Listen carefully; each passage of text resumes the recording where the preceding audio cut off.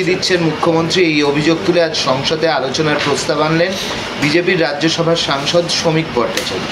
এটা একটা সম্পূর্ণভাবে একটা ভিত্তিহীন ধারণা তৈরি করার তারা চেষ্টা করছেন। তারা একটা সময় বলতেন জাতীয় নির্বাচন কমিশন দিয়ে ভোট করিয়েছেন, হেরেছেন, তৃণমূল জিতেছে। একবার বললেন কেন্দ্রীয় বাহিনী দিয়ে ভোট করিয়েছেন, হেরেছেন, তৃণমূল জিতেছে। এবার নির্বাচন কমিশনকে ম্যানিপুলেট করে ভোটার লিস্টের একটা কেলেঙ্কারির অভিযোগ আসছে। তো সেই জায়গায় প্রতিবাদ হয়েছে, সেই জায়গায় সতর্কতার কথা বলা হয়েছে। আর এই হুমকি কালচারটা তো ওনাদের নেতারা, ওনাদের বিরোধী দলনেতা কথায় কথায় আইএএস, আইপিএস, ডব্লিউবিসিএস অফিসারদের তাদেরকে কথায় কথায় আপনি কে, দেখে নেব, ডেকে পাঠাবো, গ্রেপ্তার করাবো, এগুলো তো আপনারা বলেন। এখানে আপনাদের অপচেষ্টার বিরুদ্ধে, চক্রান্তের বিরুদ্ধে মমতা বন্দ্যোপাধ্যায়, আপনাদের রাগ হবেই, কারণ মহারাষ্ট্র, দিল্লিতে কেউ আপনাদের এই ছকটা ধরতে পারেনি বলে আপনারা স্মুথ বেরিয়েছেন।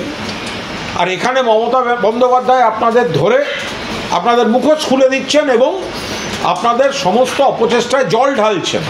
তো সেই জন্য এই ধরনের নাটক করতে গেছে। মুখ্যমন্ত্রী এবং মুখ্য সচিবকে না জানিয়ে জেলা শাসকরা কেন বিএলও তালিকা বানিয়ে দিল্লিতে প্রশিক্ষণে পাঠালেন, এ নিয়ে প্রকাশ্যে মুখ্যমন্ত্রী আগে ক্ষোভ প্রকাশ করেছিলেন। আজকে তাদেরকে নিয়েই জেলা শাসকদের নিয়ে তিনি বৈঠক করলেন, কি বলবেন? এটা সম্পূর্ণ প্রশাসনিক বিষয়, এ নিয়ে কোনো রাজনৈতিক মন্তব্যই করব না। 2004 সালে মমতা ব্যানার্জি ভোটার তালিকা সংশোধনের পক্ষে জোরালোভাবে সরব হয়েছিলেন। আজ শাসক মমতা বন্দ্যোপাধ্যায় কি উল্টো পথে হাঁটছেন?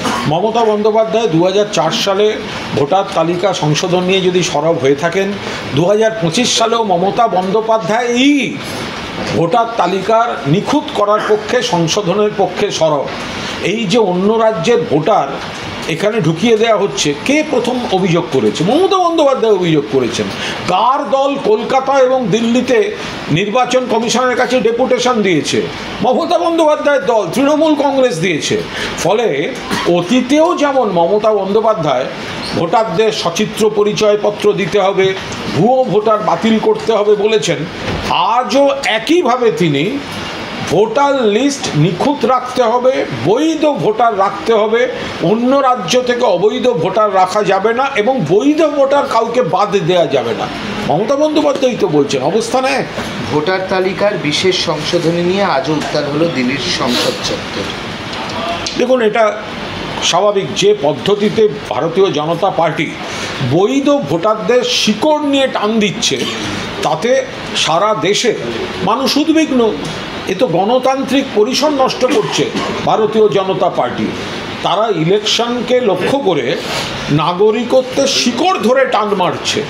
যারা দীর্ঘদিনের নাগরিক, যারা ভারতবর্ষের নাগরিক, কাউকে বলা হচ্ছে বাবার জন্মের সার্টিফিকেট, মায়ের জন্মের সার্টিফিকেট ফেরত দিয়ে দেবো, অমুক করবো, যাদের নথিপত্র আছে তাদেরও হ্যারাস করা হচ্ছে। তো ফলে সেই জায়গায় দাঁড়িয়ে তো প্রতিবাদ তো হবেই।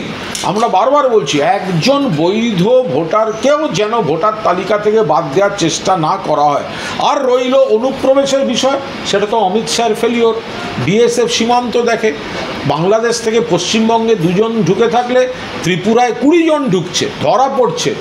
ট্রেনের স্টেশন থেকে দিল্লি যাবে, কলকাতায় আসবে, যদি এসে যেত তখন ধরলে বলতেন কলকাতা থেকে ধরা পড়েছে, কিন্তু আসলে ধরা পড়লো কিন্তু আগরতলা স্টেশন থেকে, অর্থাৎ ত্রিপুরা সীমান্ত দিয়ে ঢুকেছে।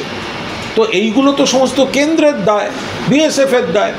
আর রইল বাকি ভোটার লিস্ট। আমাদের বক্তব্য, একজন বৈধ ভোটারকেও বাদ দেওয়া যাবে না।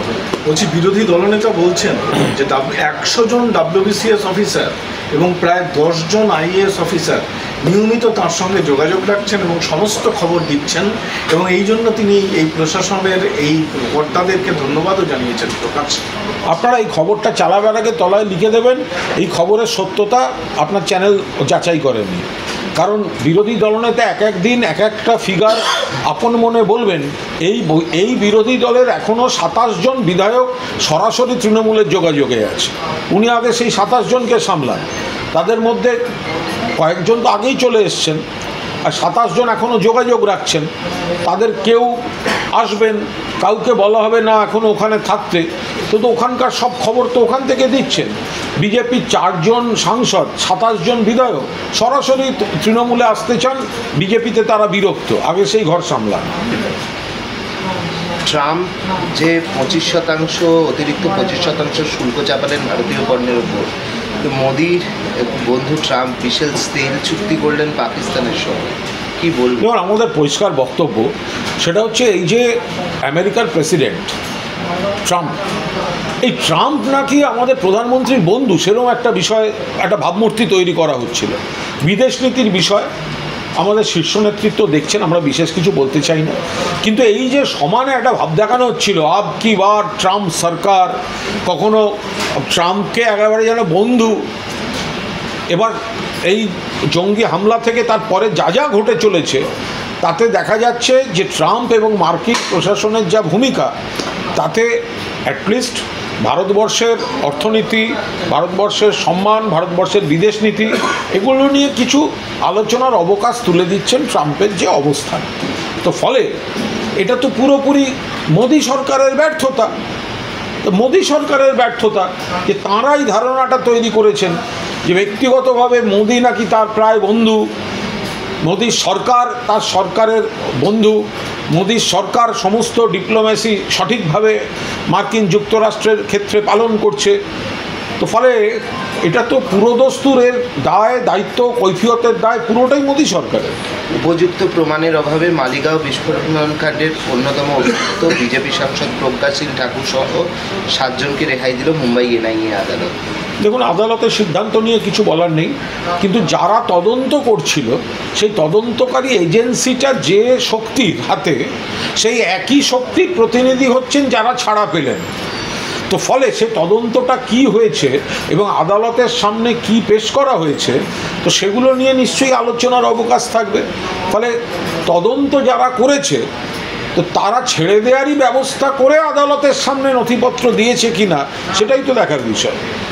20 দিনের মধ্যে ফের খুন, এবার কোন্নগরে তৃণমূলের দাপুটে নেতা পঞ্চায়েত সদস্য পিন্টু চক্রবর্তীকে কুপিয়ে খুন করলো 3-4 জন দুষ্কৃতী, এখনও অধরা হাতে।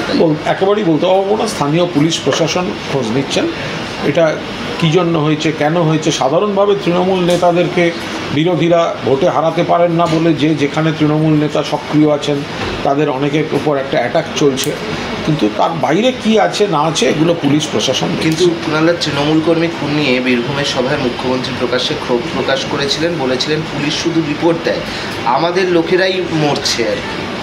বলছি তো সেটা, যে তৃণমূলের লোকদেরকে টার্গেট করা হয় তার কারণ হচ্ছে তৃণমূলকে ভোটে হারানো যায়, মানে পুলিশ শুধু রিপোর্ট দেয় যে আমাদের লোকেরাই মারছে, এইটা হচ্ছে মুখ্যমন্ত্রী বলেছিলেন।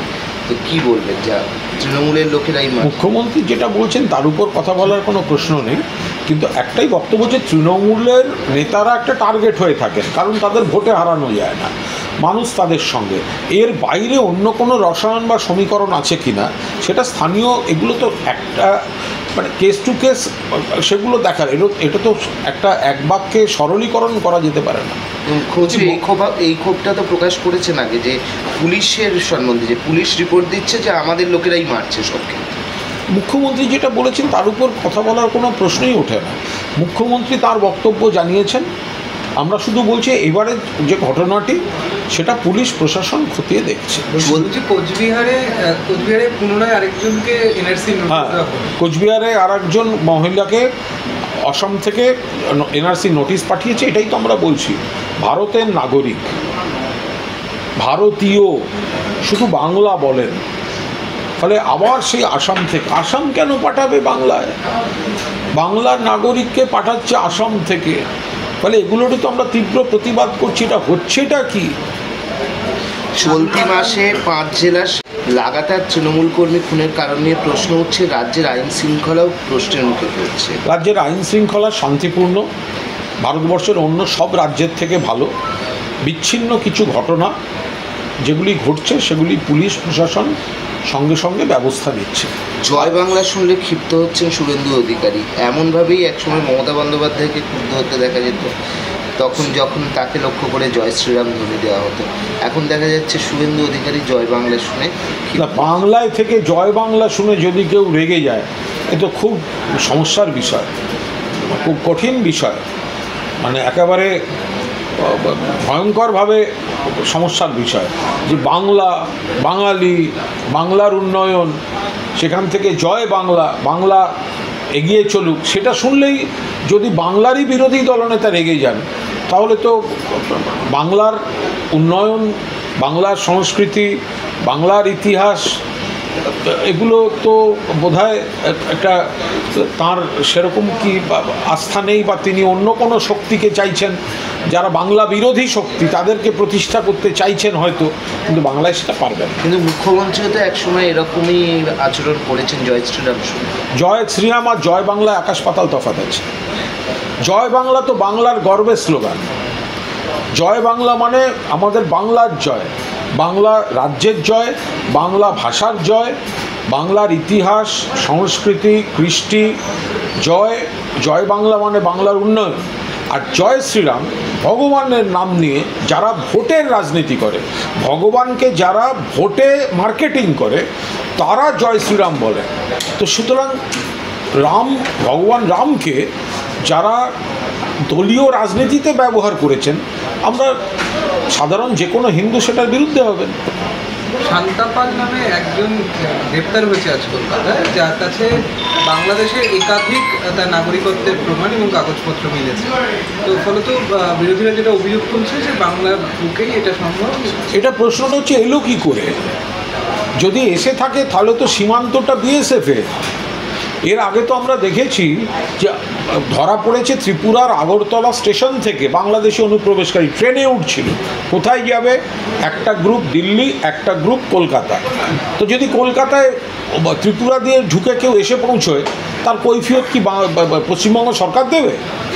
তো সীমান্তটা পাহারা দেওয়ার দায়িত্ব তো হচ্ছে বিএসএফের। শুধু সীমান্ত রেখা নয়, সীমান্ত রেখা থেকে আগে ছিল 15 কিলোমিটার, এখন 50 কিলোমিটার পাহারা দেওয়ার দায়িত্ব হচ্ছে এই বিএসএফের। তো সুতরাং তারা কী করছে? ভাঙড়ে 300 বিঘা জমির কাছে বলতে হবে। চলো, থ্যাংক ইউ। ওখানে সব নেতারা নিউজ চ্যানেল হয়ে গেছে, ভাঙড়ে তারা সব নিউজ চ্যানেল হয়ে গেছে। জাস্ট একটা ছোট্ট হ্যাঁ। কবি সুভাষ মেট্রোটা নিয়ে আর ওটা নিয়ে আমি আর হয়ে গেছে 2 দিন। ভাঙড় থেকে এখন নিউজ আসে না, পুরো ফিড আসে, জানো। লিডারশিপের সব যার যার পিছনে কাটিয়ে আছে, পুরো খবর লিখে ভিডিও বাইরে চাও নিলেন। এবং বিধানসভা নির্বাচনের আগে দেখা যাচ্ছে যে আবারও তৃণমূলের প্রস্তাবে সায় কংগ্রেসের। এটা বিধানসভা নির্বাচনের আগে একটা দূরত্ব কমছে এবং ইন্ডিয়া জোট, এইসব দূরত্ব বাড়া কমা আপনাদের কথা। আমরা এটুকু বলি, গোটা দেশের মধ্যে বিজেপির বিরোধিতায় যে সক্রিয় নেতৃত্ব মমতা বন্দ্যোপাধ্যায় দিচ্ছেন এবং মমতা বন্দ্যোপাধ্যায়ের নেতৃত্বে বাংলা এবং তৃণমূল কংগ্রেস দিচ্ছে, সেটা বিজেপি বিরোধী, গণতন্ত্রপ্রেমী, ধর্মনিরপেক্ষ, প্রগতিশীল সারা দেশে যত শক্তি আছেন তারা সেই বক্তব্য, প্রতিবাদ, আন্দোলন সেগুলো তারা গ্রহণ করছেন।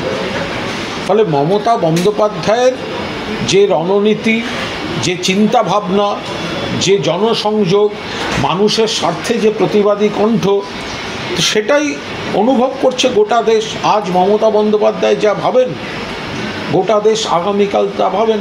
বিজেপি ইলেকশন কমিশনকে অপব্যবহার করে যেটা করতে চাইছিল, মমতা বন্দ্যোপাধ্যায় প্রথম থেকে তার প্রতিবাদ করেছেন।